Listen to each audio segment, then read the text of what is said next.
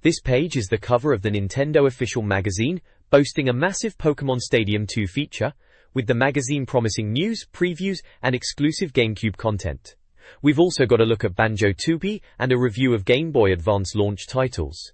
The price is £2.99 for the July issue, number 106. That Lugia artwork is truly something, isn't it?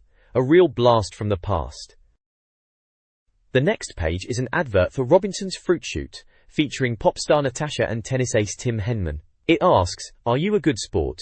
and presents a quick quiz with scenarios to see which of the two personalities you're more like. The bottom half then promotes Fruit Shoot as a refreshing drink for a new way of thinking. This page is a bold statement from Nintendo official magazine, proclaiming its status as the UK's biggest-selling Nintendo publication. It highlights 6 promises, including getting the latest Nintendo 64 and GameCube news first, featuring loads of screenshots, and being easy to understand and use. They also boast about their tips, moves, and cheats, and the trustworthiness of their writers, even suggesting it's not worth buying other magazines. We're also treated to a shot of Team Nintendo, featuring Barry, Rich, Mark, Tim, Sean, Nicola, and Dave, all looking very enthusiastic. The bottom half is a clear call to action, with contact details for getting in touch by post or email, and information on how to find the magazine in shops. There's also a peek at the impressive Pokémon Stadium 2 cover, and mentions of Banjo-Tooie and GB Advance reviews. It's a confident declaration of their gaming dominance. This page is a fantastic declaration of gaming prowess, boasting about Nintendo's dominance. We're promised an in-depth look at the GameCube and Game Boy Advance, with details on incredible games, amazing characters, and how they play. The magazine is clearly excited about giving readers the first play of GameCube titles, and all the essential info for the GBA. Plus, there's a tantalizing glimpse of Pokémon Stadium 2, and a whole host of other exciting games, like Animal Forest, Banjo-Kazooie, and Super Monkey Ball. It's all about bringing you the hottest Nintendo news, hot off the press. This page is a vibrant showcase of the Game Boy Advance's arrival, promising a blagfest with free stuff, and a look at technology workshops, cyberpets, and the royal family. We're treated to a glimpse of Super Mario Advance, with Matza looking great in all his 32-bit glory, and a whole host of other titles including F-Zero Maximum Velocity, Choo Choo Rocket, Rayman Advance, and Kuru Kuru Kurina. Over on the Game Guide section you can learn how to win every time with Banjo-Tooie, and find out what's in store for Pokémon Gold and Silver. Plus, there are tips for N64 games, and advice for your Game Boy Color. It's an absolute treasure trove for any gamer.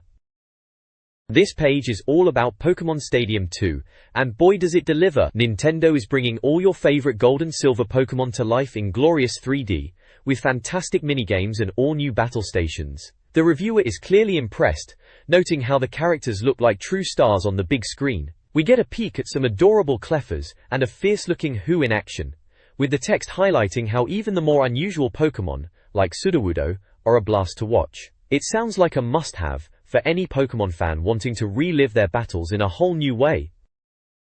This page is a fantastic full-page advert for Pokémon Stadium 2, Big Game. It showcases the game's impressive 3D graphics and exciting mini-games with a dynamic image of Lugia, promising an epic experience for Pokémon fans.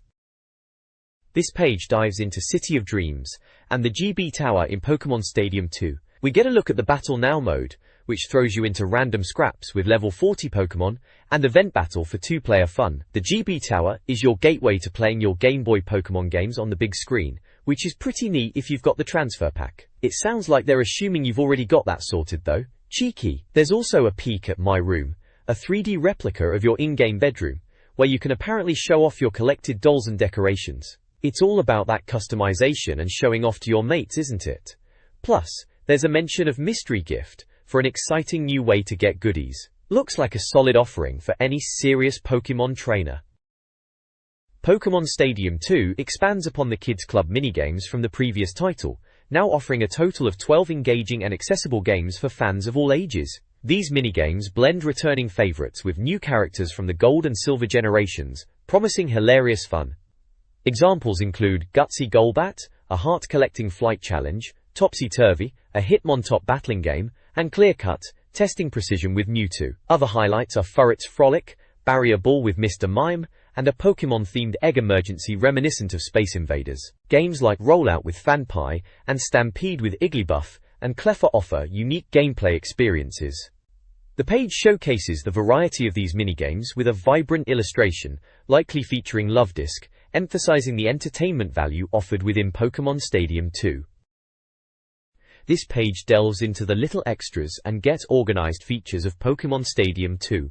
It highlights the minigame Champion mode, where you can earn tokens to become the champ, and the Quiz for All mode, perfect for multiplayer brain teasers. We also get a glimpse into Professor Oak's revamped lab, a slick new hub that lets you swap up to 4 Game Boy carts at once for trading Pokémon or learning new moves. The Get Organized section explains how to manage your vast Pokémon collection, moving them between your N64 and Game Boy carts, organizing items, and even sending mail to your Pokémon. It's a neat way to keep your digital critters in check. This page dives deep into Pokémon Stadium 2's educational and organizational features, starting with Professor Oak's Pokédex. It's packed with more info than ever before, letting you choose between the old, new, or as Pokédex, plus an unowned dex for the truly dedicated. Each Pokémon is rendered in a fabulous 3D animation, and you can even zoom in for a closer look. Next up is Earl's Academy, a fantastic new addition that's a must-visit for any trainer. You can choose between Earl's Classroom for lectures on battle strategy and tests, or the Library, which is a treasure trove of data on items and Pokémon types, complete with helpful charts. It's a brilliant way to brush up on your skills before tackling the Elite Four, and passing the skill test will even move you up a training level.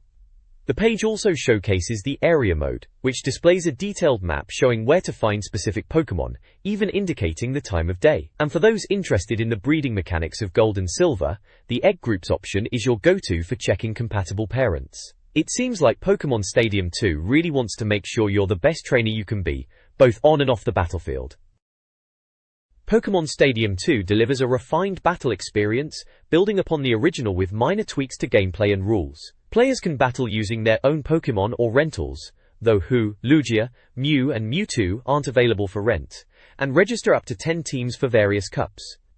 Cup options include the level 50 to 55 Pokécup, level 5 Little Cup, with move restrictions, pre-selected Challenge Cup, and the unrestricted Prime Cup, up to level 100. Free battle mode remains ideal for multiplayer or computer battles, with customizable rules and arenas. The challenging Gym Leader Castle returns, featuring 21 Johto gym trainers at level 50 or higher. The reviewer highlights brilliant new features and character designs, recommending the game to all Pokémon fans. Overall, Pokémon Stadium 2 offers a robust and enjoyable battle experience. This page is a full-page advert for the Pokémon trading card game's Neo Discovery expansion. It features the iconic Unknown Pokémon and highlights the addition of new Pokémon and gameplay opportunities. This page is absolutely brilliant, showcasing the new game reviews with a massive, super advanced headline. It's got the breakdown of how they score games, from real rubbish to an amazing game you must play. And look, they've even got an awesome award for games that score over 90%. We've got a fantastic lineup of Game Boy Advance titles being reviewed too, including Mario Advance, Foy Zero, Maximum Velocity, Choo Choo Rocket and Rayman Advance. On the other side, we're treated to Tony Hawk's Pro Skater 2, Konami Crazy Racers, Castlevania, Circle of the Moon and Pinnaby. What a selection! The quote about Mario Advance promising a real treat for Mario fans is spot on, especially for those who remember the Super NES classics. And that little Koopa Troopa illustration is just delightful. This page is a glowing review of Super Mario Advance, praising its stunning visuals that bring the Super NES era to life on the Game Boy Advance. The reviewer is clearly impressed, highlighting how the game delivers on the nostalgia of classic Mario titles while offering updated gameplay. It also teases the inclusion of Super Mario Bros. 2, promising platforming fun, and the chance to save Subcon from the villainous Wart. The page is action-packed with vibrant character art of Mario and Luigi, alongside in-game screenshots that showcase the colorful worlds. This page dives into the familiar territory of Super Mario Advance, confirming it's a faithful update of the Super NES classic, Super Mario Bros. 2. The reviewer notes that the story, involving Max's dream about Subcon, will feel like a trip down memory lane for older gamers. It highlights new features, like the ability to dig up giant vegetables, a rather odd but amusing addition, and the introduction of large shy guys that offer power-ups.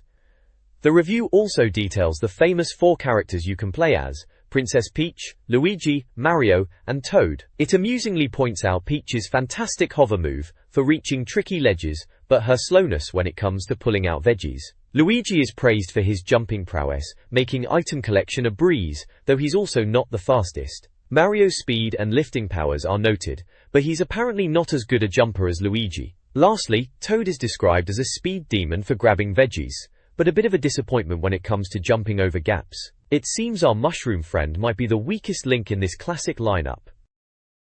This page continues our look at Super Mario Advance, focusing on how to tackle the game's challenges. We learn about the satisfying platforming, although the reviewer seems a tad disappointed with how the arcade mode compares to the original Mario Bros. Game. The page then delves into the multiplayer, suggesting it can get quite confusing with so much happening on screen, and honestly, it's not as good as we'd hoped.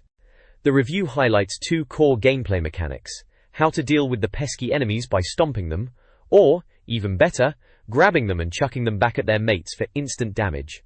It also explains how to defeat Birdo, the notoriously egg-spitting dinosaur, by waiting for her to open her mouth and then hitting her with her own projectiles.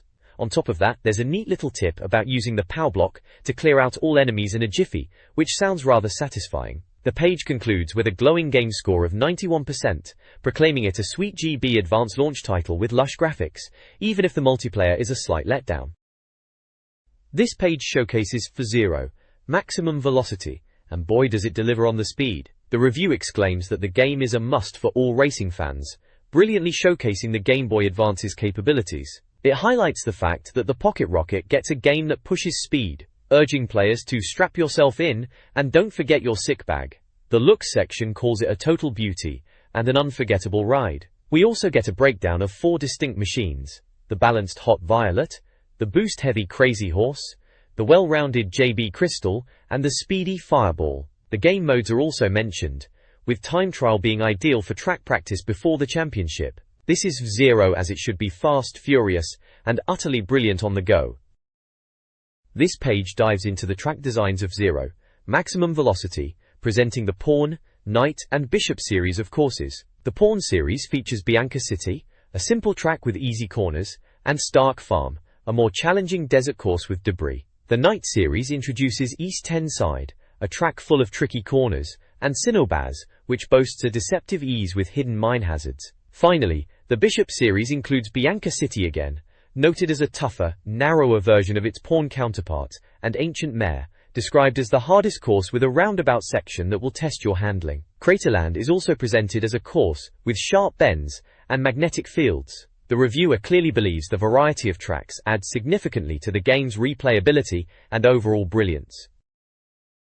This page is all about F-Zero, Maximum Velocity, and it's a proper deep dive into what makes this game sing. We're talking about shoulder buttons that are apparently a game changer for boosting and sharp turns, which is pretty crucial when you're hurtling around at ridiculous speeds. They even mention using them to barge your opponents out of the way, which sounds gloriously unsportsmanlike and exactly like my kind of racing. The reviewer's also got a soft spot for the sound, saying it's a massive leap in quality. Then we get a peek at the multiplayer action, which sounds like it's the real deal, letting you link up with 3 mates for some proper 4-player chaos. It seems like a bit of a sacrifice in detail for the sake of speed, but who cares when you're all battling it out for supremacy, right? They even give it a massive score of 91%, calling it an awesome experience that's a pleasure to play. Sounds like F-Zero, Maximum Velocity is the bee's knees. This page is a review of Choo Choo Rocket for the Game Boy Advance. The reviewer praises its addictive nature, fast-paced gameplay, and the inclusion of various modes, including multiplayer battles and a puzzle mode. They also highlight the game's unique style and sound. The game is described as a great choice for puzzle fans, offering originality, challenge, and fun. It's awarded a score of 89%, with the reviewer noting that some might find the pace a bit hectic, but it's ultimately a rewarding experience. This page features a rather snazzy review of Rayman Advance for the Game Boy Advance. The titular limbless wonder is back, and this time he's saving the universe in what the reviewer hails as the Gringba's most colourful release. They've clearly had a blast, noting that the game really shows off the Gringba's capabilities and offers spectacular effect. It seems like a direct port of the original Rayman, so expect plenty of those classic side-scrolling antics and a generous helping of colour. The reviewer seems particularly taken with Rayman himself, calling him a damn cute little fella, and it sounds like you'll be hunting down those mischievous Electoons to save the day. The story involves Raymond's peaceful valley being disrupted by the villainous Mr. Dark, who's made off with the all-important Pratoons and scattered the Electoons, leaving Raymond to sort out the mess. It's all very dramatic, and dare I say, awesome. This page delves into the learning curve and difficulty of Rayman Advance. It highlights how the game gradually introduces new abilities, such as the sprint move, to help players navigate its challenges. The reviewer notes that while the initial stages are manageable, the difficulty ramps up significantly, offering a true test for even seasoned platformer fans. The accompanying screenshots showcase the game's vibrant visuals and the diverse characters and environments Rayman will encounter, from friendly fairies to tricky terrain. The animated fun section praises the game's lively presentation and expressive characters, even giving personality to the ledges themselves. It seems Rayman Advance is shaping up to be a visually impressive and engaging experience, though one that demands dedication. This page reviews Rayman Advance, focusing on its power-ups and enemies. The power-up section details how players can find special golden gloves for a super punch or little Rayman statues to restore health. The screenshots accompanying this section show off some of the collectibles and enemies Rayman will face. The Bad Boys section talks about the variety of enemies encountered, from sapphire-suited goons to winged adversaries, and assures players that Rayman's arsenal will make short work of them. It also highlights that players will need all their gaming skills to overcome the bosses. One screenshot shows a particularly tough-looking foe, suggesting some challenging boss battles are in store. Another image demonstrates the sharp and precise controls essential for a platformer. Finally, Save It explains how to save your progress in the game, mentioning a character with a camera. It's a simple process once you know how. The page concludes with a screenshot of Rayman doing a little jig at the end of a level. This review paints a picture of a visually appealing and engaging platformer that offers a good challenge. This page dives into the vibrant world of Kuru Kuru Kurin, and by the looks of it, Nintendo has really spun themselves a winner here. We get a peek at the game's charming visuals and some rather peculiar enemies, including rolling pins and knives. How very British indeed. It seems that boss battles are a significant part of the experience, with Rayman facing off against some truly odd-looking opponents. The review highlights the game's unique premise, where you pilot a helicopter through tricky mazes. It's described as a wacky race, and sounds like it really tests your nerves and timing, with the reviewer admitting their head hurts just thinking about it. Apparently, hitting the sides of the course will send you right back to square one, which sounds like a recipe for some delightfully frustrating fun. On the sound front, the game is praised for its cheerful bleeps and bloops, though the reviewer seems a bit disappointed that it doesn't quite knock their socks off. There's also a mention of a 4-player mode which could be a laugh, and the game's length is noted as being pretty substantial with 60 levels across 6 worlds. Overall, it seems Kuru Kuru Kururin is a visually pleasing and rewarding adventure, earning a very respectable 90%. The magazine also gives a separate score of 84% to another title, which is described as challenging but ultimately engrossing. This page features a glowing review of Tony Hawk's Pro Skater 2 for Game Boy Advance. The reviewer is clearly impressed, calling it intensely playable and drop-dead gorgeous. They highlight the game's excellent graphics and animations, noting that the skaters are made of 300 polygons, which is quite something for the GBA. The isometric perspective is a new departure, replacing the usual behind-the-skater view, and it's described as being handled well, allowing for plenty of skatable environments. The screenshots show off some impressive in-game action, including grinding and aerial tricks, with one even featuring a helicopter and a warplane, which is a rather fun addition. The reviewer really seems to be enjoying the game, praising its realism and the sheer amount of content. It certainly sounds like a must-have for GBA owners with a penchant for extreme sports. This page showcases the superstar skaters featured in Tony Hawk's Pro Skater 2, giving us a glimpse at their stats. We see Jeff Rowley, Chad Musker, Alyssa Steamer, and Jamie Thomas, each with their own unique strengths and weaknesses displayed in a bar graph format. The text highlights Jeff as a Liverpool native known for grinding and air tricks, Chad as skater of 1999 who excels at ollies, Alyssa is the first female skater with a pro board named after her, and Jamie, a pro for 6 years who attempted the death-defying leap of faith trick. It also introduces Andrew Reynolds and the undisputed king himself, Tony Hawk. The review section praises Tony Hawk's Pro Skater 2 as a staggering achievement with sublime graphics that would look at home on a console. The Stuff to Do section breaks down the gameplay options, suggesting the free skate mode to get used to the Game Boy Advance controls before diving into the career mode, which involves completing objectives to unlock new areas and skaters. The screenshots provide a sneak peek at the game's visual style and some of the tricks players can pull off. It really sounds like an impressive title for the GBA. This page dives into the finer points of pulling off tricks in Tony Hawk's Pro Skater 2 on the Game Boy Advance. We get a breakdown of the controls, with the L button for grinds and stopping them, and the B button for jumping and crouching. The A button is highlighted for grab moves, perfect for those ramp-top handstands. The review also touches on the grind away mechanic, explaining the balance gauge that helps you stay on rails, and the airborne fun section encourages players to nail combos and pull off hundreds of tricks from ramps and halfpipes. It seems the GBA version really tries to capture the console experience, even featuring the signature loud guitar music, though with less vocal accompaniment.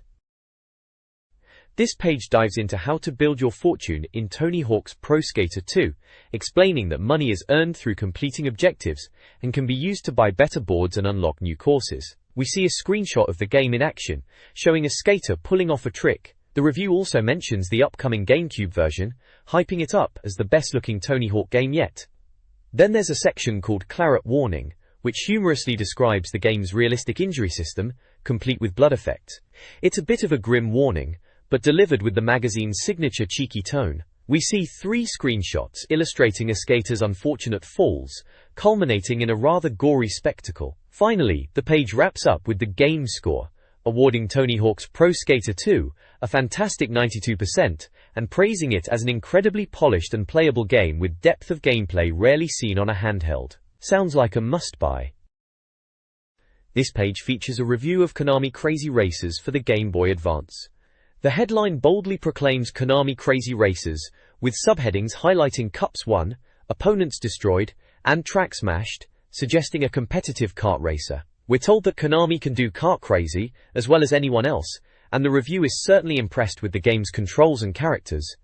The game info section confirms it's a Game Boy Advance title, with a release date of June 22nd and a price of TBC. A large screenshot shows a congratulations screen, indicating success in the game, with various Konami characters in their karts. The page also highlights the Konami stars featured in the game, like Goemon, Ninja, presumably from Metal Gear Solid, Dracula, and Madoka, giving a brief description of each. It seems like a fun romp with a good selection of classic Konami characters going head-to-head on the track. The reviewer seems quite taken with it, especially the colorful graphics and top-notch tracks. This page dives deep into the thrilling world of Konami Crazy Racers on the Game Boy Advance. The reviewer is clearly impressed, stating that Konami can indeed do kart racing with the best of them, praising the game's controls and the vibrant cast of Konami characters, including Goemon and even Dracula. The screenshots showcase the colorful tracks and intense action, with a special mention for the baseball-themed circuit, which sounds like a fantastic, albeit challenging, addition. The game-length section reassures us that there's plenty of racing action to keep players hooked, with tough A opponents providing a real challenge. It's all topped off with an awesome score of 90%, making this a must-play for any fan of kart racers looking for a blast of nostalgic fun.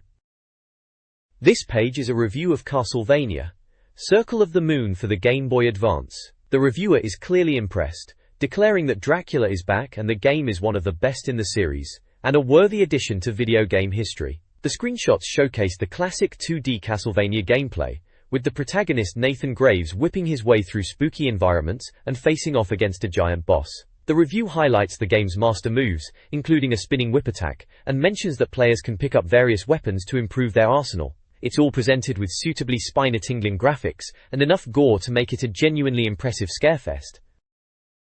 This page features a review of Pinobi, Wings of Adventure for the Game Boy Advance. The reviewer notes that while the game is a decent platformer with hand-painted backgrounds, it doesn't quite reach the heights of other titles, and the graphics are a bit blurred. It's described as a modern twist on Pinocchio, with Grandpa B needing to be rescued. The game offers a decent challenge, with tough bosses like a two-headed werewolf. There's also a mention of Castlevania Circle of the Moon, calling it a wicked and scary addition to the Game Boy Advance library, and commending its boss battles. The page also includes a game score for Pinobi, giving it an 80% and recommending it only for younger gamers due to its below-par graphics and lack of challenge.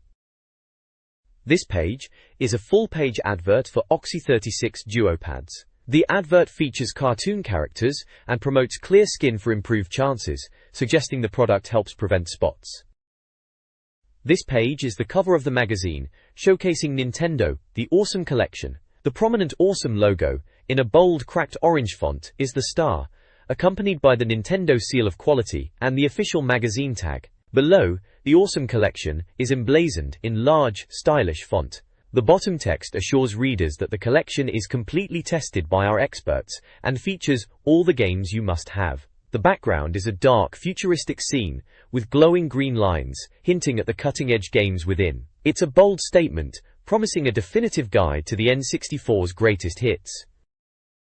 This page features a fantastic lineup of N64 classics that truly showcase the console's prowess. We dive into Banjo-Kazooie, a brilliant platformer with incredible controls and huge, charming worlds that's a definite N64 milestone. Then there's Banjo-Tooie, which builds on the original with even bigger environments and improved camera angles, a true delight for platformer fans. For the racing enthusiasts, Beetle Adventure Racing offers lightning-fast circuits, realistic handling, and a perfect blend of arcade action and simulation. Meanwhile, Diddy Kong Racing brings more of that rare magic, boasting a fantastic single-player adventure and multiplayer modes that, while not quite Mario Kart 64, are still a blast. We also get a look at Conker's Bad Fur Day, a famously rude, crude and hilarious action-packed adventure that hilariously parodies classic films. The reviewer particularly highlights the Matrix-inspired bank scene for its sheer brilliance. And rounding out the gaming section is Donkey Kong 64, a massive title with well-thought-out minigames and a cracking final battle against the evil King K. Rool. The page also offers a useful guide to Nintendo 64 controllers, detailing the official Nintendo controller and the Logic 364T controller, offering insights into their features and prices. It's a solid collection of reviews that any N64 fan would appreciate. This page brings us a smattering of N64 goodness with Duke Nukem 0 Hour, a gun-toting blast through time.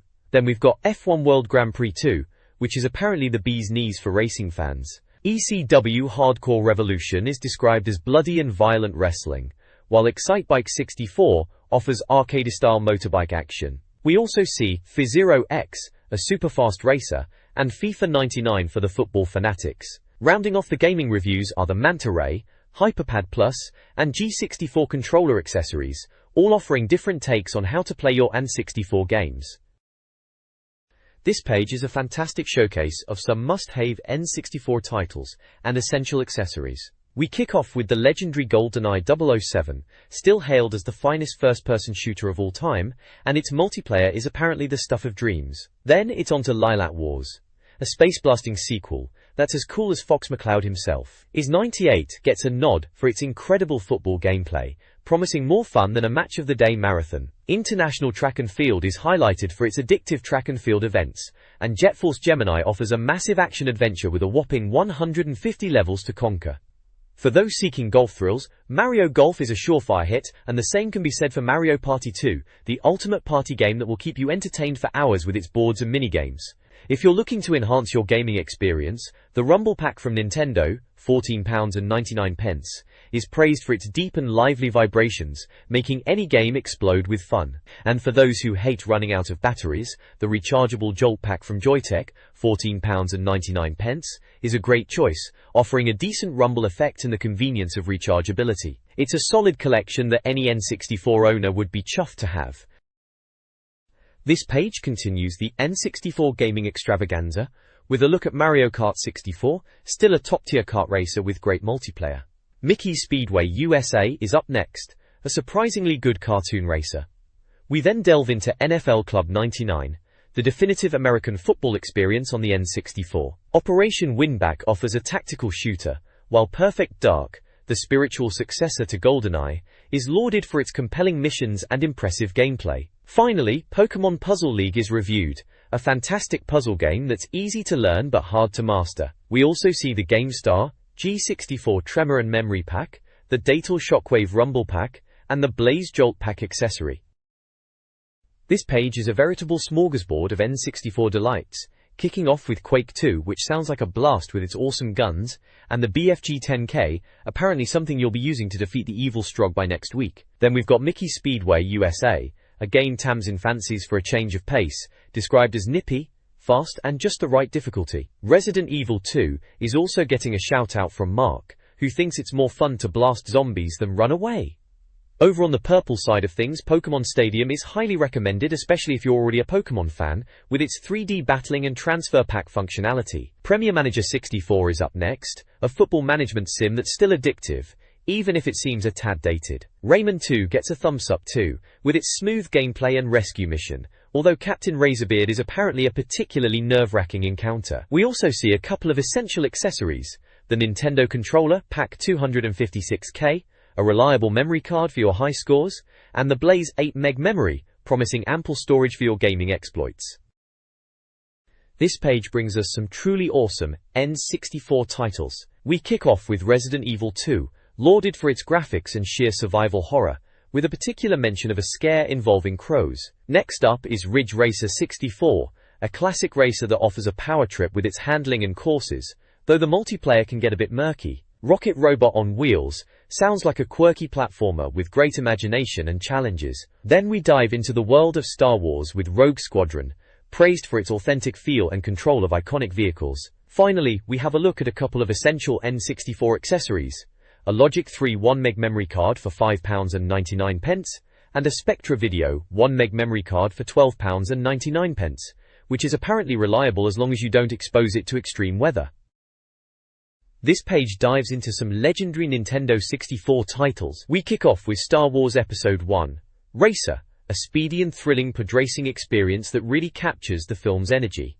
Then, Super Smash Bros. Is hailed as the ultimate brawler, a must-have for its sheer fun and iconic Nintendo characters duking it out. Next we have the revolutionary Super Mario 64, still a platforming masterpiece that redefined the genre with its 3D environments and charming gameplay. Following that is Tarzan, a visually impressive side-scroller that faithfully brings the Disney classic to life.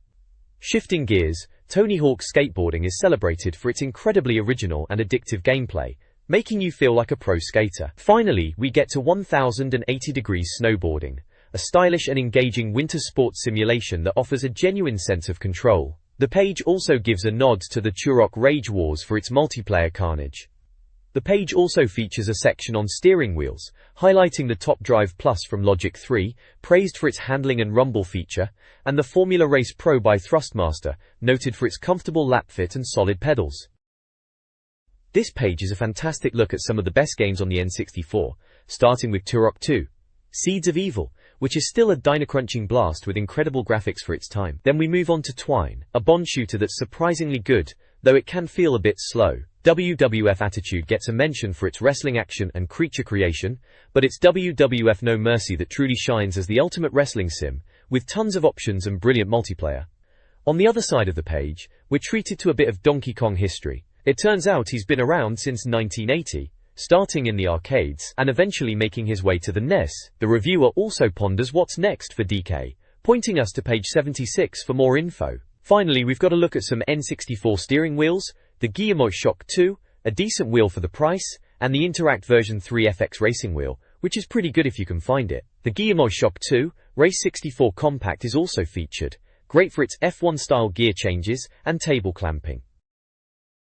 This page is a magnificent showcase of N64 classics. We kick off with a deep dive into Zelda, Majora's Mask, lauded for its immersive gameplay and challenging puzzles, earning a solid 96% score. Then, we shift gears to a Worth a Look section featuring South Park, Chef's Love Shack, Command & Conquer, International Superstar Soccer 2000, Micro Machines 64 Turbo, Pokémon Snap, Xena, Warrior Princess, and Yoshi's Story. Each game gets a brief rundown, highlighting their strengths and prices, with Micro Machines 64 Turbo and Yoshi's Story specifically praised for their multiplayer and charm, respectively. The page also teases a Game Boy Advance sale, and presents a sales chart dominated by Banjo-Tooie at number 1, with Conker's Bad Fur Day and WWF No Mercy also making strong showings. It's a packed page for any discerning N64 aficionado. This page is a riotous celebration of Nintendo goodies. It's a full-blown advert, showcasing all sorts of amazing prizes you can win by calling up. We're talking Game Boy Advance, Pokémon Gold and Silver, and even £150 worth of games. There's also a chance to win WWF Rebellion, PlayStation 2, a laptop PC, and a Nintendo 64. Plus, you can nab a box of Team Rocket cards. The prize bus section promises even more, with prizes like color TVS, PS1, video players, and even a Pentium 4 computer, all depending on how many points you rack up. And if that wasn't enough, there's a shootout competition to win more fantastic prizes.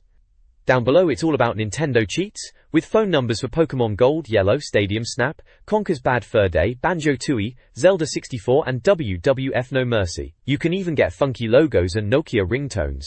It's a veritable goldmine of N64 goodness and phoning competitions that'll have you glued to your phone. This page is all about official tips for Nintendo games, with a huge focus on Excitebike 64. It promises the best tips, hints and cheats, all tested by their team of experts, guaranteeing they work. We're treated to a fantastic screenshot of Excitebike 64 in action, showcasing the game's motocross mayhem. The page details several cheats for the game, including how to access the cheats menu, and specific codes like Invisrider for an invisible rider, Patwells for better players, Trickster for special stunts, and Moa for a no-damage cheat. It also lists tips for other games, like Banjo-Tooie, Star Wars, Episode 1 Battle for Naboo, Shadowman, Conker's Bad Fur Day, and WWF No Mercy, with page numbers for reference. A fun little saying about 2 wheels being better than 4 adds a touch of personality. This page is the cover of the Game Boy Color official magazine, and what a cover it is! We've got Spidey himself, the amazing Spider-Man, front and center, hinting at his Mysterio's Menace adventure on the Game Boy. It's a bold statement of intent, promising an amazing first look at this Marvel masterclass. Plus, we get a sneak peek at Ghosts and Goblins coming to GBC, a port that's sure to test your patience and coin purse as much as the original. And if that wasn't enough, they're throwing in a freebie. Can't argue with that. We also see a mention of X-Men, Wolverine's back on GBC, and Rainbow Islands for that classic arcade fun. Absolutely packed, and a brilliant tease for what's inside. This page is dedicated to the Game Boy reviews, and what a sight for sore eyes it is. We've got a scoring guide explaining what real rubbish and amazing game you must play actually mean. Then there's a rundown of games reviewed, including Alice in Wonderland, European Super League, Premier League, Stars 2001, Ghosts and Goblins, Rainbow Islands, Return of the Ninja, Spider-Man 2, The Sinister Six, and Wolverine's Rage. It seems our reviewers have been very busy indeed. The main event is the review for Ghosts and Goblins, a game that's described as an action-adventure, surely a test for any knight brave enough to save Princess Guinevere from the clutches of Hades. It sounds like a proper challenge, as you'd expect from this classic title. We also get a glimpse of some gameplay, showing our hero Arthur leaping about and fending off some rather unpleasant-looking beasts. The reviewer clearly thinks it's an awesome game, and who are we to argue with that? It also mentions the game's price and release date.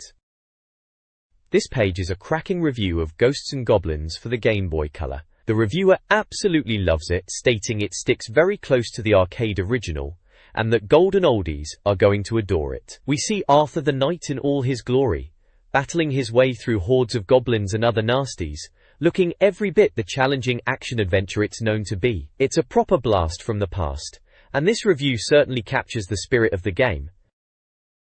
This page is a cracking review of Ghosts and Goblins for the Game Boy Color, and it's clear the reviewer is a massive fan. We dive into the sounds, which are a faithfully recreated theme tune from the original, and the gameplay, which is a perfect test of your reflexes. Prince Arthur's quest to save Guinevere from the clutches of Hades is as tough as ever, with 7 gates to unlock and a relentless army of fiends to face. The screenshots showcase Arthur's journey through a creepy graveyard and a fiery forest, demonstrating the game's classic challenging action. We also get a rundown of Arthur's arsenal, from his trusty lance, perfect for early encounters, to the fiery torch and the defensive shield, all vital for surviving this brutal yet brilliant adventure. It's a proper blast from the past, and this review certainly captures the spirit of the game.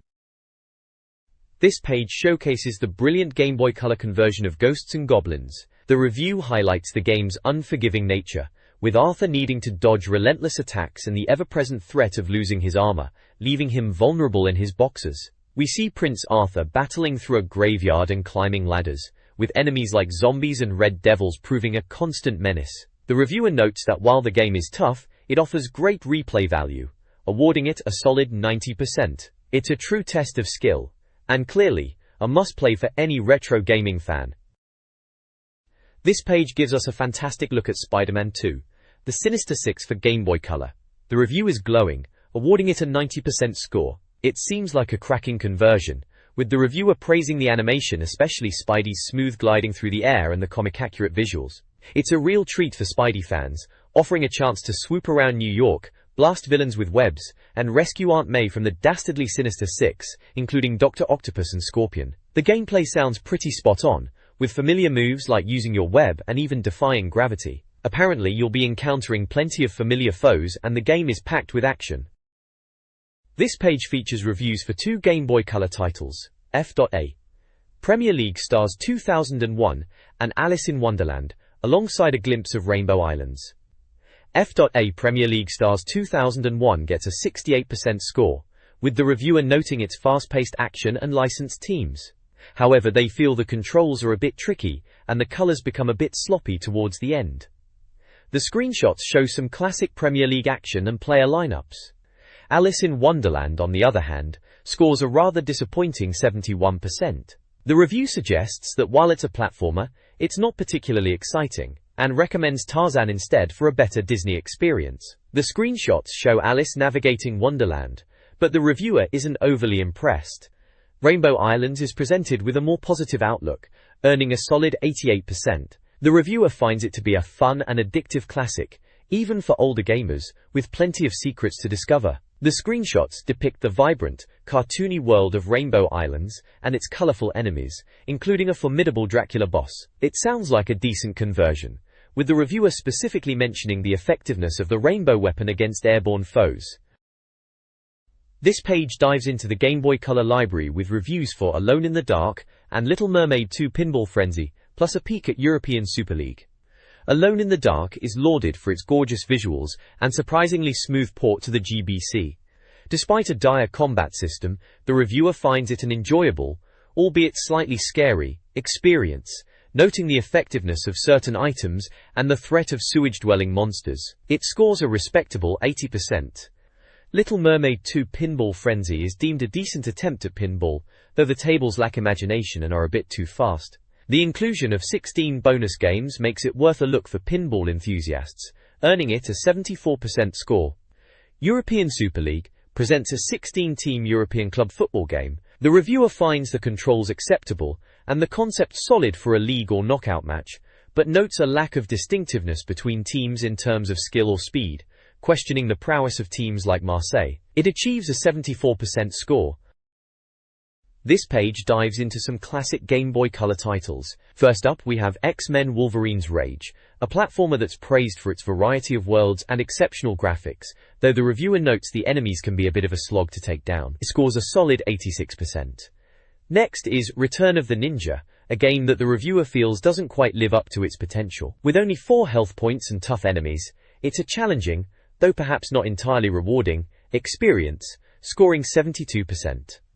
Then we switch gears to Extreme Sports. This one seems to be a bit of a miss for the reviewer, who calls it absolute tripe, with boring controls and unimpressive graphics, giving it a rather dismal 55%. Finally, we get a look at Tech Deck Skateboarding, a game where you control a fingertip around increasingly difficult street arenas. While the reviewer acknowledges the concept of collecting decks, they find the controls awkward and the overall experience frustrating, scoring it 69%. This page delves into some red-hot tips for Pokémon Gold and Silver, focusing on Route 32 and the Ruins of Alph. We get a glimpse of the game's pixel art, with characters and environments rendered in classic style. It highlights a specific encounter, with a character named Frida on a Friday, offering a poison barb. We also see a screenshot of a fishing spot, and learn about defeating Ralph and Liz, to get a number that signals Quillfish on Route 32. The Ruins of Alph section explains their ancient origins and the unknown shapes found within, mentioning sliding puzzles and the variety of Pokémon available, including Natu, Smeargle, Quagsire, Magikarps and Poliwag. The page also features a rather charming depiction of a Wooper and a majestic Lapras, hinting at more Pokémon discoveries. The overall tone is informative and enthusiastic, fitting for a gaming magazine of the era. This guide covers early game areas in Pokémon Gold and Silver. Route 33 features a single trainer, Anthony, with a level 11 Geodude, who will share Dunsparce info upon defeat. Slowpoke Well is a Team Rocket hotspot with valuable items like the King's Rock and TM18 Rain Dance in its basement. Azalea Town offers a Pokemon Center, and Kurt can craft a lure ball from apricorns. Helping a trainer in Ilex Forest rewards charcoal for fire types. Ilex Forest itself provides HMO1, Kurt, by following a young trainer, and TMO2, Headbutt, from other trainers, opening new areas. The guide promises further exploration in the next installment, including Goldenrod City and beyond. It's a classic Pokemon journey filled with trainers, items and challenges. This page is a fantastic showcase of Game Boy accessories and games, perfectly timed for any budding gamer looking to enhance their experience. We've got the sleek Game Boy Color in a vibrant red, kitted out with a blue Gamester accessory featuring what look like incredibly bright spot lamps, ready to banish even the darkest of dungeons.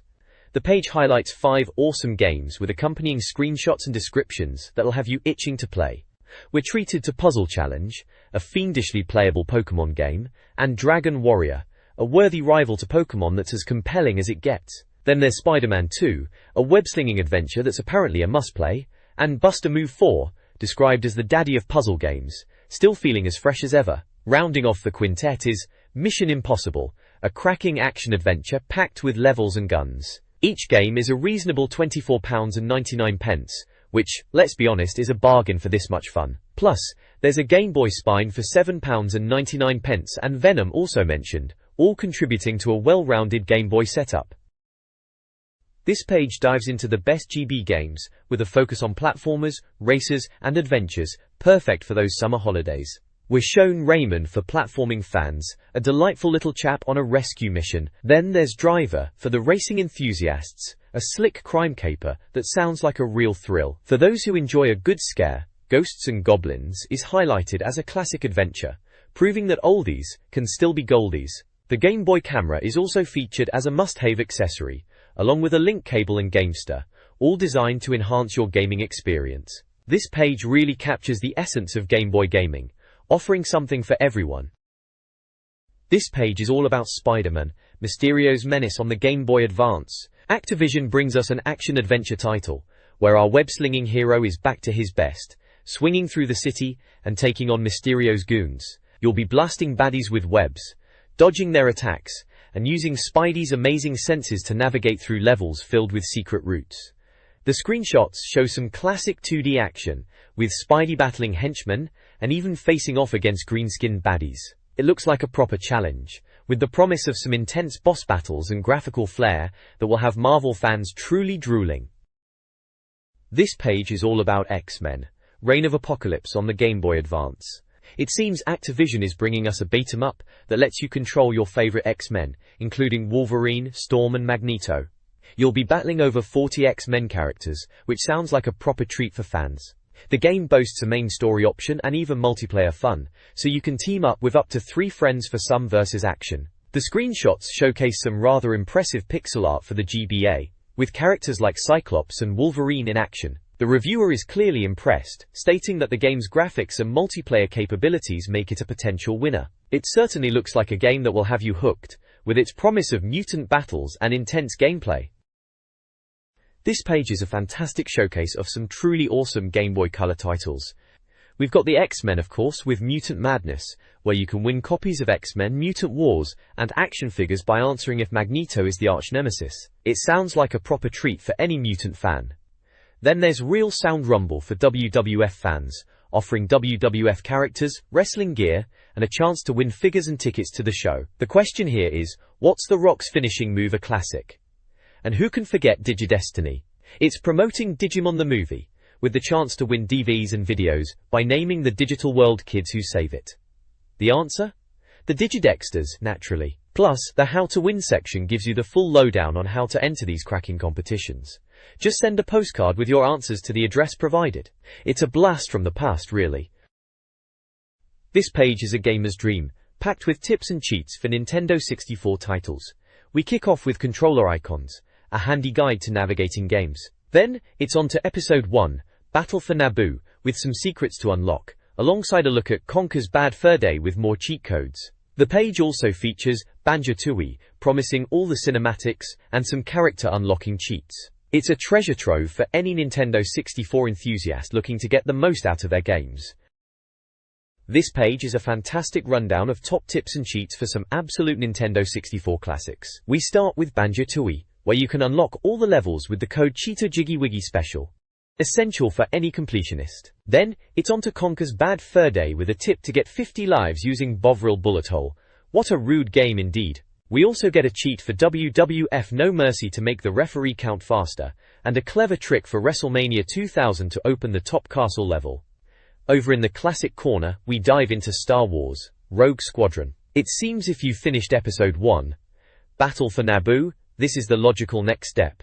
And you can unlock all levels with Dead Dak. There's also a fantastic cheat to get infinite lives in Rogue Squadron, with I Give You P, which is brilliant for taking the pressure off. Plus, if you're finding the game a bit too easy, you can crank up the difficulty with Ace. Finally, there's a pointer to fly the TIE Interceptor by entering Tied Up, which is a great little extra for fans. This page is a real goldmine for anyone wanting to squeeze every last drop out of these N64 gems.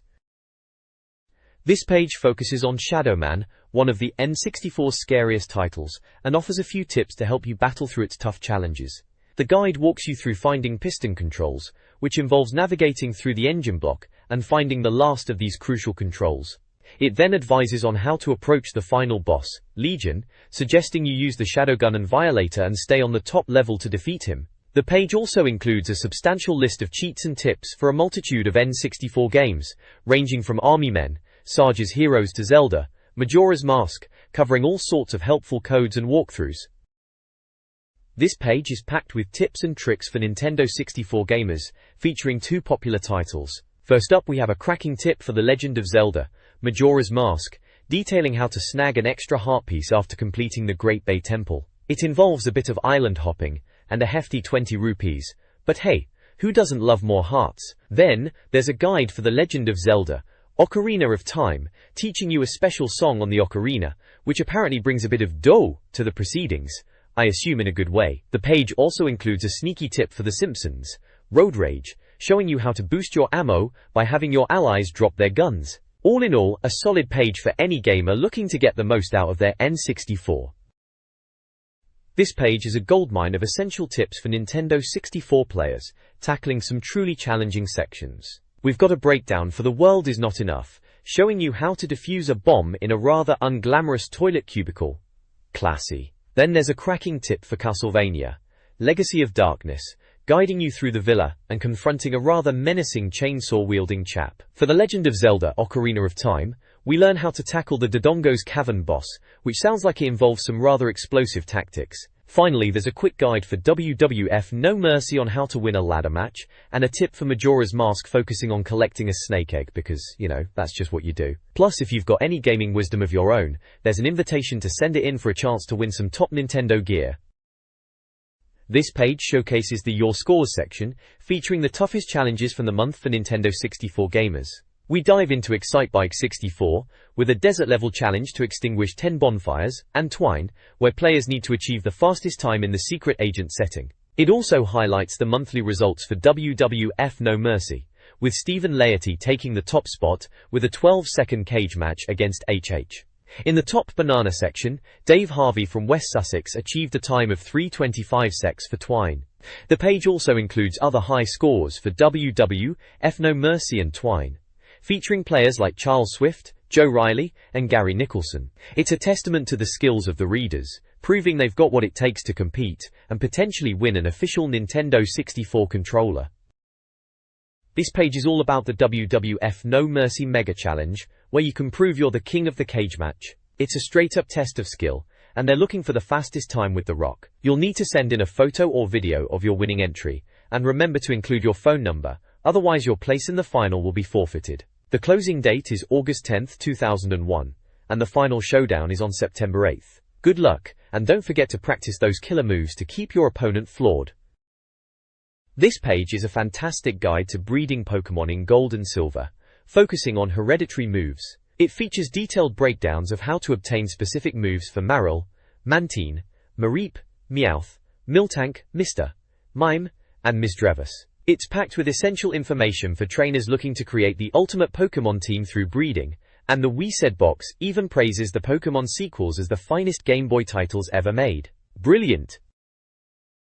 This page continues our deep dive into Pokemon breeding in Gold and Silver, offering essential tips for getting hereditary moves. We've got Murkrow, Nidoran male, Oddish and Nidoran female covered here. It looks like getting the right moves through breeding is a real art form, requiring a bit of crossbreeding with specific Pokemon. For example, Murkrow can learn Drill Peck from Doduo or Fearow, and Wing Attack from Aerodactyl. Nidoran male can get Confusion from Espeon or Slowking, and Oddish has a whole host of options for moves like Flail and Razorleaf. It's certainly a testament to the depth of the breeding system in these games, making sure you can really customize your team. We also get a glimpse of Natu and Omni-Colite, who also have their own unique breeding strategies. This is precisely the kind of detailed advice that makes Gold and Silver so endlessly replayable.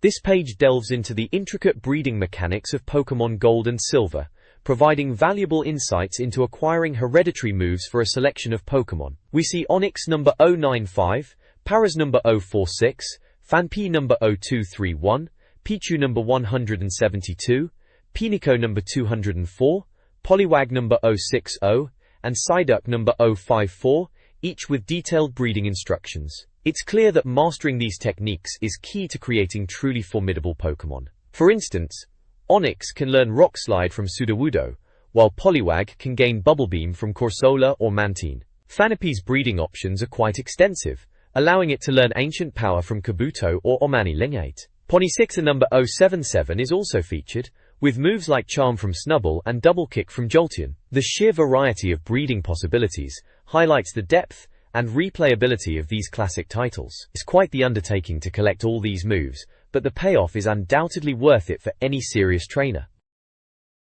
This page continues our deep dive into Pokemon breeding, focusing on how to get those all-important hereditary moves. We've got Pidgey number 016, learning Feint Attack from Murkrow and Foresight from Hoot Hoot or Noctowl. Pinsir number 127 can get Fury Attack from Beedrill or Heracross. Remoraid number 223 can learn Aurora Beam from Remoraid or Octillery, and Supersonic from Lantern, Goldeen or Seeking. Raiden number 111 is looking tough with Counter from Heracross or Parasect, and Magnitude from Diglett or Dugtrio. Quillfish number 211 can get Bubble Beam from Remoraid or Octillery, and Supersonic from Chinchou, Lantern, Goldeen or Seeking. Finally, Rattata number 019 can learn Bite from Eevee or Arbok, and Fury Swipes from Ipom or Meowth.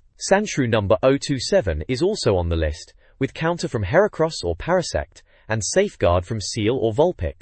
It's all about smart breeding to get the best moveset. This page delves into the intricacies of Pokemon breeding, offering advice on how to acquire specific hereditary moves for several popular Pokemon. We see tips for Scyther number 123 on obtaining Baton Pass, Counter, Light Screen, Razor Wind, Reversal, and Safeguard. Skarmory number 227 is covered for Drill Peck, Pursuit, and Whirlwind. Slowpoke number 079 gets the lowdown on Belly Drum, Future Sight, and Safeguard. Seal number 086 can learn Disable, Encore, Lick, Peck, Perish Song, and Slam. Sentret number 161 will learn Double Edge, Focus Energy, Pursuit, Reversal, Slash, and more. Lastly, Shelder number 090 is detailed for Barrier, Bubble Beam, Rapid Spin, Screech, and Takedown. It's a masterclass in Pokemon genetics for those aiming for the ultimate team. This page is a handy guide for Pokemon Gold and Silver players looking to master the breeding system. It details how to get specific hereditary moves for a variety of Pokemon, including Snubbull, Squirtle, Spearow, Stantler, Spinarak, Swinub, Shuckle, Slugma, and Snorlax. For example, you can teach Snubbull Heal Bell by having a Smeargle sketch it from another Pokemon. Squirtle can learn Foresight by breeding a male Hoot Hoot or Noctowl with a Farfetch'd, then breeding that offspring with a female Squirtle or Blastoise. Spearow can get Feint Attack by breeding with Murkrow, and Stantler can learn Bite by breeding with Eevee or Growlithe. It's a must-have resource for any trainer wanting to optimize their Pokemon's movesets through breeding. This page is a fantastic guide for Pokemon Gold and Silver trainers, delving into the intricacies of breeding for specific moves. We've got tips for getting hereditary moves for a whole host of Pokemon. For Sudowoodo, you can teach it Self-Destruct by breeding with Geodude, Graveler, or Golem. Tangela can learn Amnesia through a rather complex breeding process involving Slowpoke, Wooper, Quagsire, Marill, Azumarill, and then Skiploom, Hoppip, or Jumpluff. If you want your Teddiursa to learn Counter, you'll need to breed with Heracross, and then either Chikorita, Bayleaf, or Meganium, followed by Rhyhorn. And for Togepi, you can get Future Sight by breeding with Natu, or Xatu. And Peck can be obtained through breeding with a host of bird Pokémon like Doduo, Pidgey, and Spearow. Totodile players can get Ancient Power by breeding with Corsola or Kabuto. Finally, Tentacool can learn Aurora Beam via breeding with Shelder or Cloyster, and Rapid Spin through breeding with Squirtle or Wartortle. This page is an essential resource for anyone serious about perfecting their Pokémon's move sets through breeding. This page is a fantastic guide for Pokémon Gold and Silver trainers, delving into the intricacies of breeding for specific moves. We've got tips for getting hereditary moves for Vulpix, Yanma, Venonat, and Wooper. For Vulpix, you can teach it Disable, Feint Attack, Flail, Hypnosis, and Spite through various breeding combinations. Yanma can learn Leech Life, Reversal, and Whirlwind, while Venonat can inherit Baton Pass and Screech. Finally, Wooper can learn Ancient Power, Body Slam, and Safeguard, all through careful breeding with the right Pokémon partners. It's all about strategic breeding to get the perfect movesets for your team. This page is a cracking Gruntilda whooping guide to Banjo-Kazooie, Part 1. We're treated to a glorious front-page splash of the titular bear and bird duo, ready to take on the challenges ahead. The contents page promises a deep dive into Isla Hags, Spiral Mountain, and more. We also get a glimpse of Gruntilda herself, looking as menacing as ever, with a handy Nintendo official magazine Awesome tag. The guide kicks off with Isla Hags, offering tips on Jamjar's hatch, and then moves on to Spiral Mountain, highlighting the importance of learning basic moves. Further sections detail Grunty's lair, and the Green Jinjo family house, along with advice on battling Klungo. It's all shaping up to be a comprehensive walkthrough for this beloved N64 classic. This page dives into two significant levels in Banjo-Kazooie, Mayhem Temple and Targetsun's Temple. For Mayhem Temple, it guides you to discover the Dragon Kazooie transformation, a truly spectacular ability allowing you to breathe fire. It also details finding a Jiggy by helping Mumbo Jumbo. Targetsun's Temple introduces you to a new move, the Breagle Blaster, and how to find multiple Jiggies within the temple, including a surprise in the really sacred chamber. It's a solid guide for getting the most out of these challenging but rewarding areas. This page is packed with essential tips and tricks for Banjo-Tooie, focusing on two key areas, Despotic Dizzy Totem God and Tricky Jiggies. We get a breakdown of how to tackle the formidable boss, the Despotic Dizzy Totem God, with a step-by-step guide on defeating him. Then, it switches gears to the Tricky Jiggies section, which is a bit of a misnomer as it's more about strategic Jiggy collection in a bizarre, miniature stadium. We learn how to transform into a Stony, and participate in a kickball match to earn one, and how to nab others through a bit of platforming and stealth. The page then transitions to Cheetos pages, a hunt for those elusive secrets scattered across Banjo-Tooie's worlds. We're shown how to find one tucked away in the treasure chamber, and another requiring a bit of a climb in Jade Snake Grove. Finally, the Find the Jinjos segment gives us the lowdown on tracking down those pesky little creatures. We're guided to a Jinjo in a river, another on a bridge, one on a rooftop, and a final one in Jade Snake Grove, with some clever tips on how to reach them, including using the flight pad and a bit of flat flip action. It's a comprehensive guide for completionists looking to snag every last item. This guide offers essential strategies for Banjo-Tooie. Collecting honeycomb pieces for Honeybee is key, with pieces hidden in levels like Honeycomb Mine, utilizing the Stony transformation, and a stable. Jamjar's Bootcamp teaches vital moves, Egg Aim for first-person firing, Grip Grab for ledge shimmying, and Beak Bomb for destruction. Mumbo Magic provides transformations like a Termite for Mumbo's Mountain, and Levitate for moving heavy objects. Glitter Gulch Mine presents challenges including collecting turbo trainers by breaking crates, a timed TNT defusal, and using Mumbo to levitate boulders. Further strategies involve transforming into a detonator, utilizing the split-up ability, and completing a minecart race, all to obtain Jiggies. This page is a comprehensive resource for navigating Banjo-Tooie's complexities.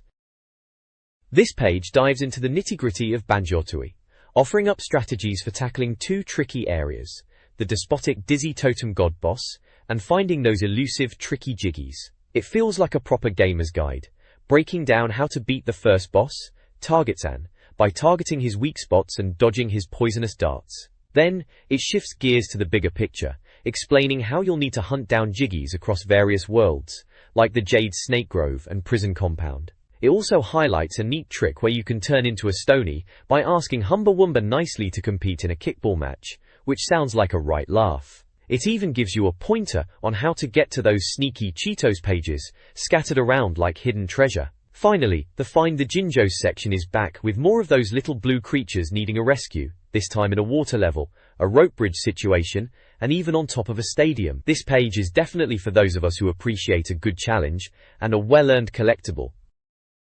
This guide details progress in Banjo-Tooie, focusing on honeycomb pieces and jiggies.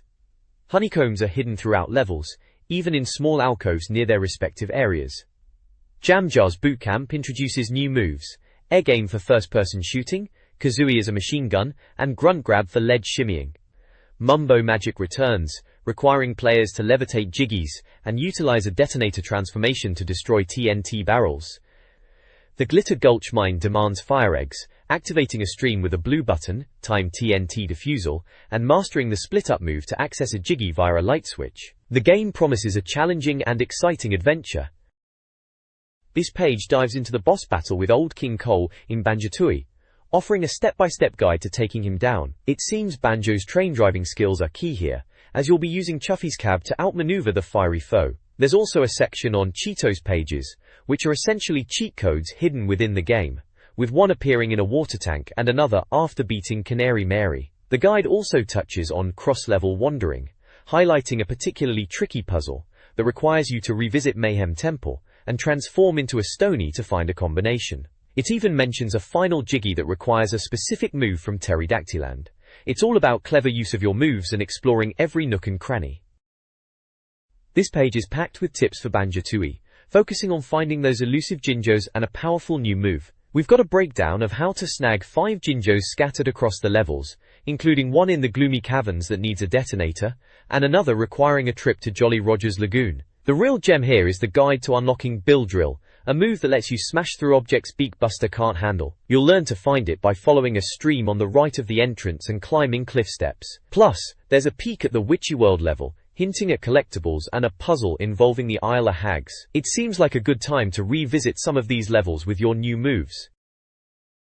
This page is packed with tips for Banjo-Tooie, focusing on the Mr. Patch boss battle and how to grab jiggy rewards. We've got strategies for deflating the air-filled nutcase, including finding tickets to gain access and hurling grenade eggs at slot machines. Then, it's off to Witchy World for more jiggy hunting, with advice on tackling the crazy castle by blowing open grates and playing minigames.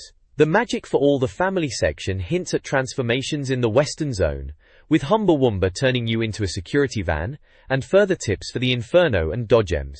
Finally, we're reminded to use Mumbo to power up rides, and hit targets in the Saucer of Peril for more jiggy rewards. It's a treasure trove of tips for completionists. This page is packed with essential tips for Banjo-Tooie, guiding you through various challenges and collectibles.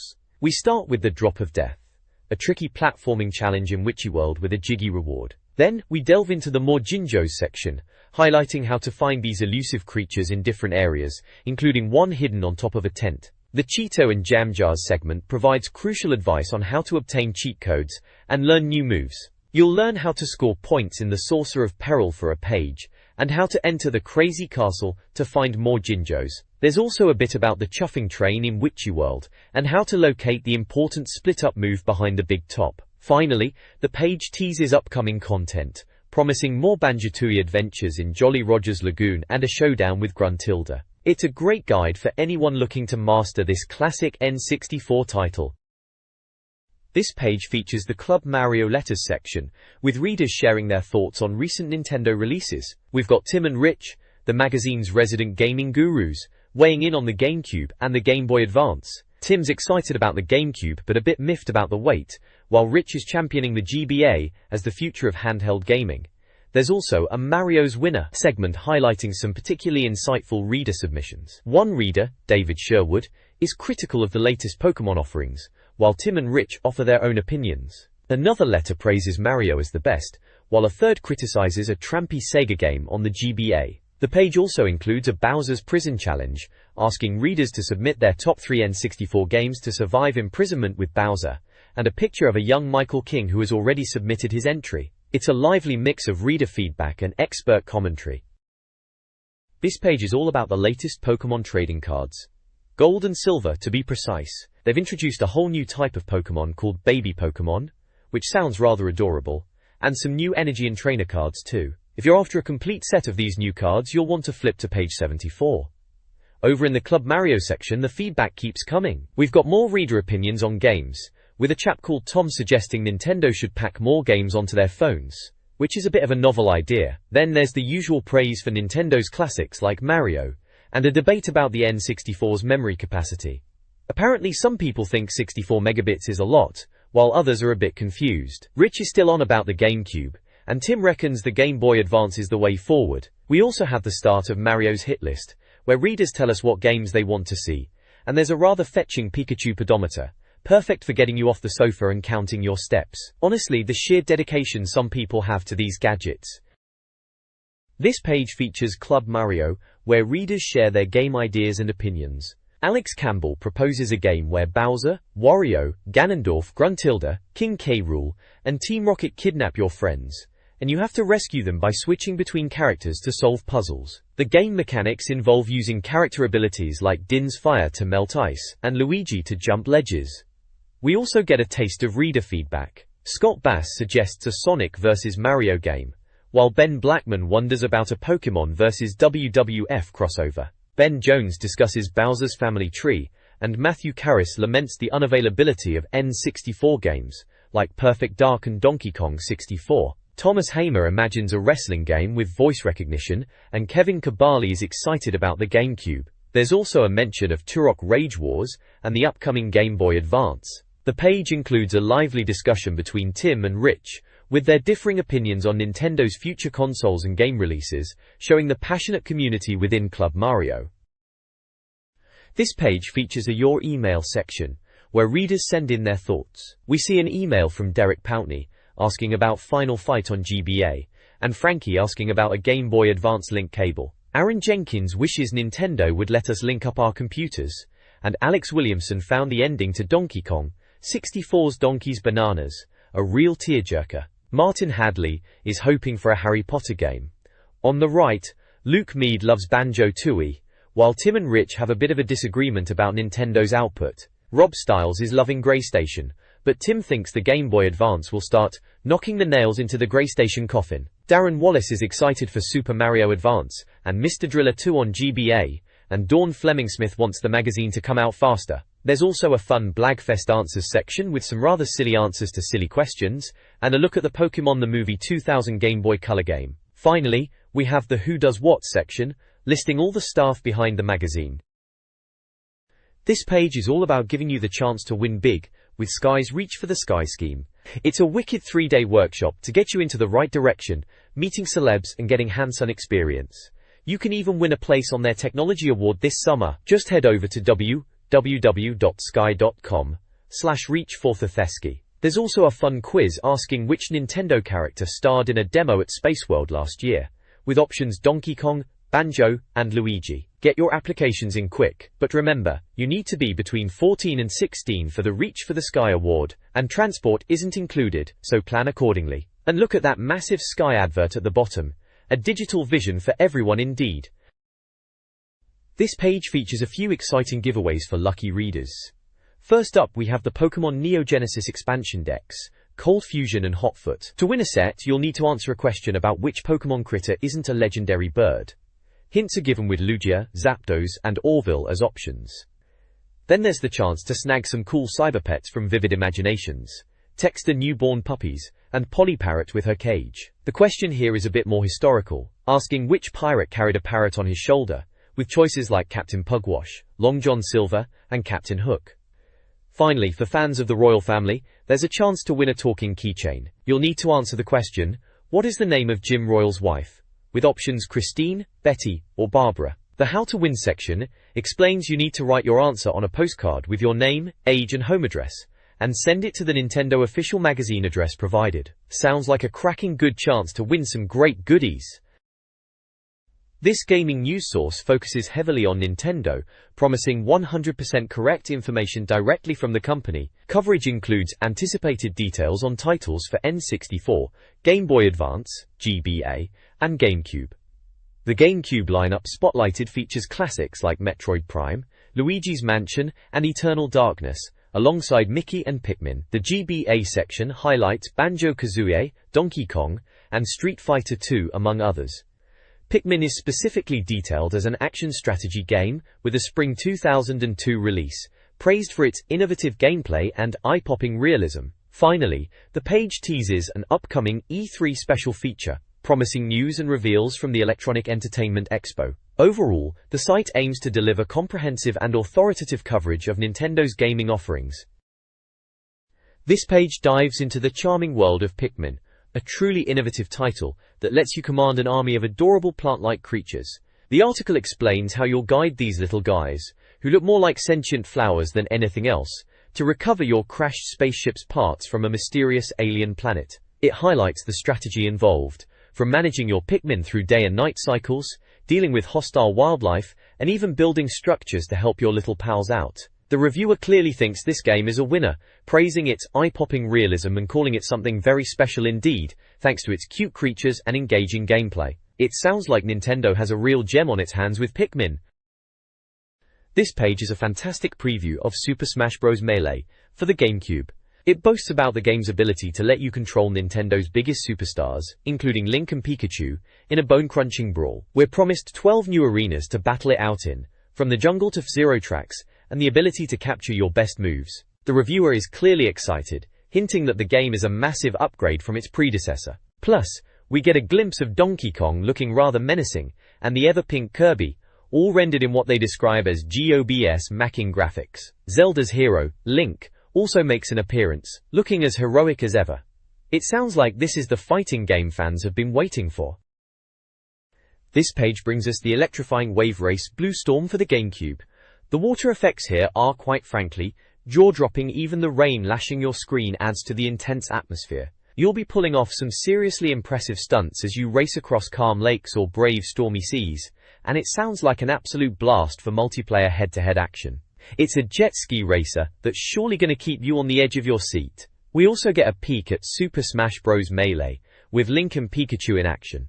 The reviewer is particularly impressed with the graphics, comparing them favorably to Toy Story, and calls the game a sizzler. It seems like both these titles are set to be absolute must-haves for the GameCube. This page has Luigi taking center stage in his own spooky adventure, Luigi's Mansion. It's an action-adventure title, where Luigi uses his Poltergust 3000 to zap ghosts and explore a creepy old mansion. Apparently the game is quite the looker on the GameCube, with some stunning ghost and lighting effects. We also get a quick mention of Disney's Mickey Mouse, which sounds like a promising single-player adventure set in a cartoon world. The reviewer is certainly excited about both titles, calling Luigi's Mansion addictive and predicting it will become a classic. This page is a full-page advert for Nintendo Official Magazine, featuring a plethora of ringtones and graphics for mobile phones. It showcases a variety of popular artists and logos, alongside phone numbers for ordering.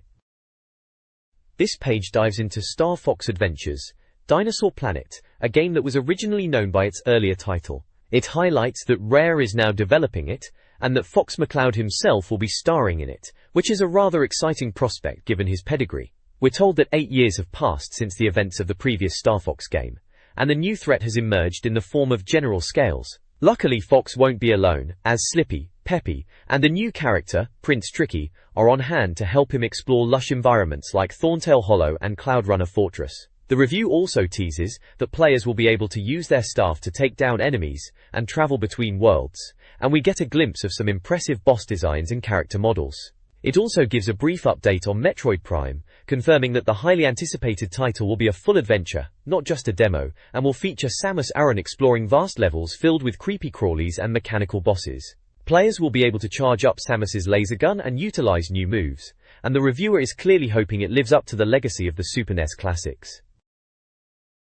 This page showcases the upcoming GameCube title Cameo, Elements of Power. Developed by Rare, this game promises an epic fantasy quest where you play as Cameo, a young girl tasked with rescuing elemental children from the Dark Troll King, Thorn. The real kicker?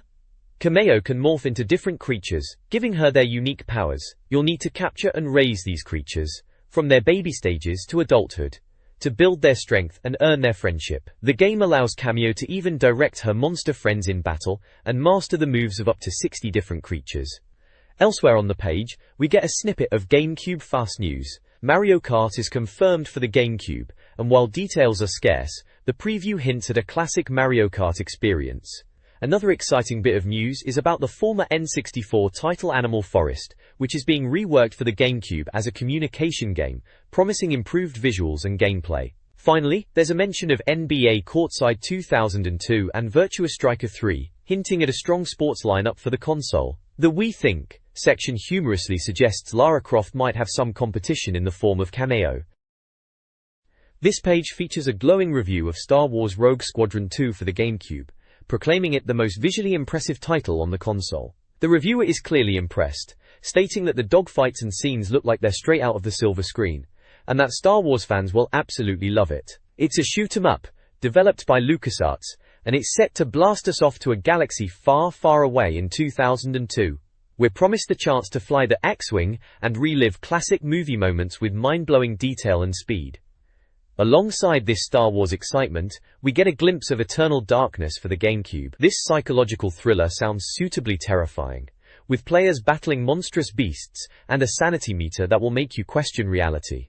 It's described as a creepy adventure that will keep you on the edge of your seat, with skin-crawling moments. It sounds like it's going to be one to watch if you've got the nerve, and the screenshots show a Roman centurion and some rather unpleasant-looking creatures.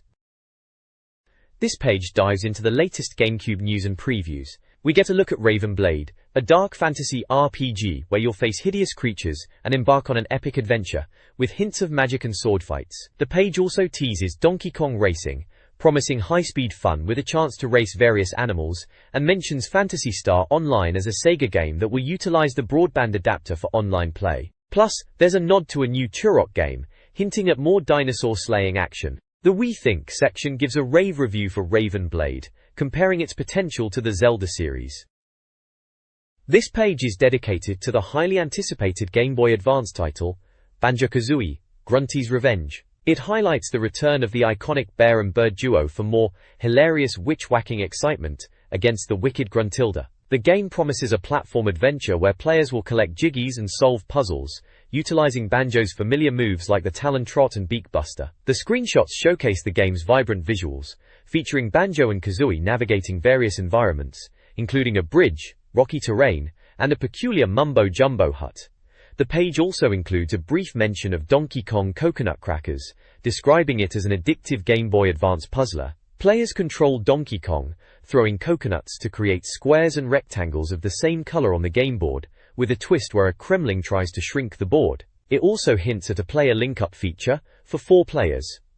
The We Think section is particularly enthusiastic about Banjo-Kazooie, Grunty's Revenge, stating that the 2 N64 titles were awesome, and that the Graber's power will showcase the duo superbly, with Rare's involvement promising a belter of a game. This page dives headfirst into Diddy Kong Pilot, the latest offering from Rare for the Game Boy Advance. We're treated to a game info section detailing its release in 2002, its type as a racing sim, and the developer being the legendary Rare. The game promises crazy Kong fun, with hilarious cartoon dogfights, and an ace tilt feature, which sounds like it'll have you really tilting your GBA to steer your plane. The screenshots show Diddy Kong and his pals taking to the skies in a variety of colorful aircraft, with one image even showing King K. Rool sporting a rather fetching flying jacket. It looks like you'll be battling it out against a host of familiar faces in your quest to become the ace of the skies. There's also a little snippet about the Street Fighter gang getting ready to rock on GBA, and a mention of Wario's return in a platformer, plus the Caped Crusader swinging back into action. The We Think section is particularly excited about the tilt feature, calling it a really great idea that will bring a whole new experience to the GBA racer, and if it's anything like Diddy Kong Racing, it's going to be huge.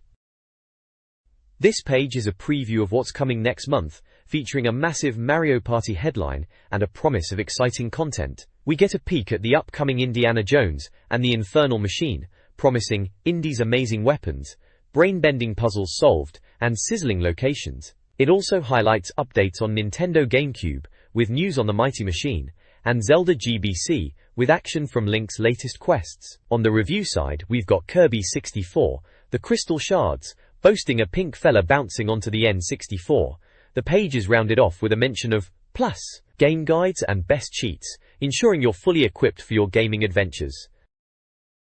This page is a glimpse into the future of N64 gaming, with a massive Mario focus.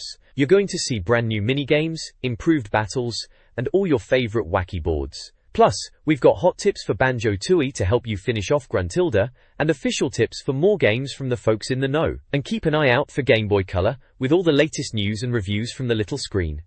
It's a packed issue, as always. This page features a fantastic Backstage Mayhem playset for WWF wrestling fans, complete with lockers, a fire hose, a flushing toilet, and even a ladder. It's a chance to win this awesome arena. But first, you need to answer a trivia question. What is the name of Hardcore Holly's wrestling brother? The options are Bash, Smash, and Crash. The page also showcases 3 WWF action figures, Stone Cold, Road Dogg, and Hardcore Holly, complete with their vital stats and special moves. It's a great nostalgic look at the WWF's golden era. This page is a massive advert for UKGames.com, showcasing a plethora of Game Boy Advance and Nintendo 64 titles, along with peripherals and accessories. You can grab the Game Boy Advance in various colors, plus deals on games like Super Mario Advance, F-Zero, and Bomberman, all released on June 22nd. There's also a substantial list of N64 games, from GoldenEye to Mario Kart 64, and a special mention of the N64 Rumble Packs. Plus, they're offering free gifts with purchases, including carry cases and games like Wayne Gretzky's 3D Hockey and Carmageddon 64. And if that wasn't enough, you can win a game every single day. This page is a vibrant full-page advert for Pinobee, Wings of Adventure, on the Game Boy Advance.